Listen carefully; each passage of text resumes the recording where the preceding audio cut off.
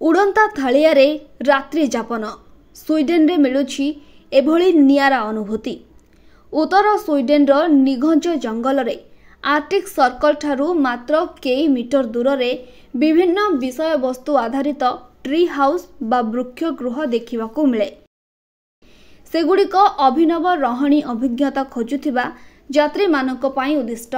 सेगुड़िक मध्यरे सबुजमय परिवेश को प्रतिफलित करुथुबा आईनयुक्त घनाकार आकृतिर घर ठारू आरंभ करी पक्षींकर बासस्थली पालटिथिबा चित्रित बाक्स एवं परिराइजर भ्रम सृष्टि करुथिबा नील आवास अंतर्भुक्त। तेबे सेगुड़िक भितरे उड़ंता थालिया सर्वाधिक आकर्षणर केन्द्र पलटिछि। जंगल उच्च वृक्ष गुड़िक मध्यरे ए उड़ंता थालिया बहिर्जगतर अभिज्ञता हासिल करने चाहूबा यात्री एक अनन्य अनुभूति आनी थाए।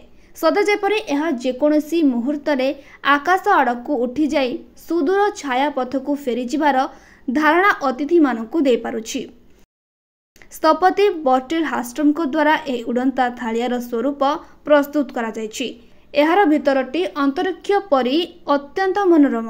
तारकामय छात सांगको नक्षत्र रे सजित तकिया एवं कंबल मेଳରେ अतिथि को झरका बाटे परिव्याप्त जंगल रो झलक मिली थाए।